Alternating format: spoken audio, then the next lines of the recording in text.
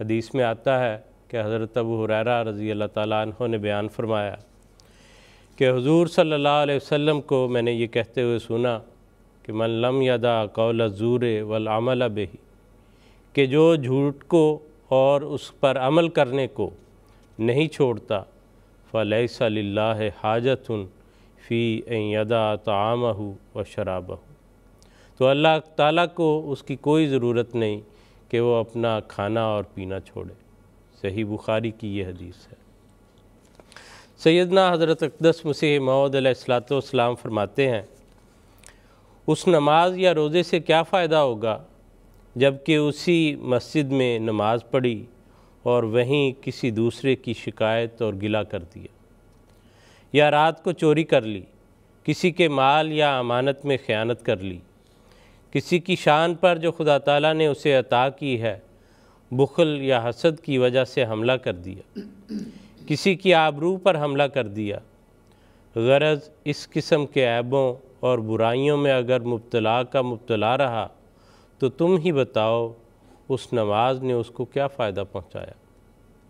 یعنی کوئی بھی عبادت کی قسم ہو، وہ نماز ہو، روزہ ہو، زکوٰۃ ہو، حج ہو۔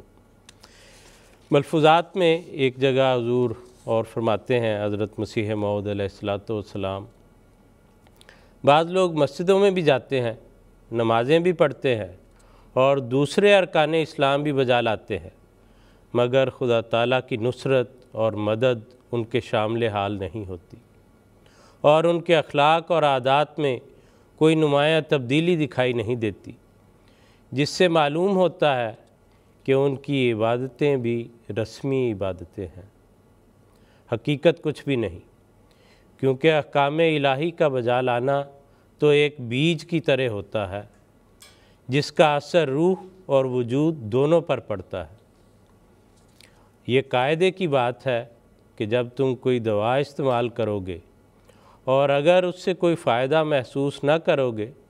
تو آخر ماننا پڑے گا کہ یہ دوا موافق نہیں۔ یہی حال ان نمازوں کا سمجھنا چاہیے۔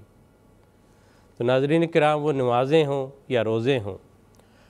تو حضور نے بہت عمدہ مثال دے کے دوا کے استعمال کی کہ اگر دوا کے استعمال سے فرق نہیں پڑ رہا، بیماری دور نہیں ہو رہی، مرض میں کمی نہیں آ رہی، وہ روحانی مرض ہو، اخلاقی مرض ہو، تو اس کا مطلب ہے کہ وہ دوا کام نہیں کر رہی، یا جسم کے اندر ایسے زہریلے مادے ہوں گے جو اس دوا کو اثر نہیں کرنے دیتے۔ تو اس لیے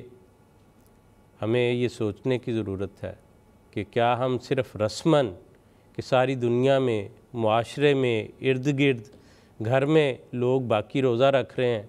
تو ہم بھی اس وقت اٹھ جاتے ہیں اور سحری کھا لیتے ہیں اور پھر رات کو افطاری کر لیتے ہیں،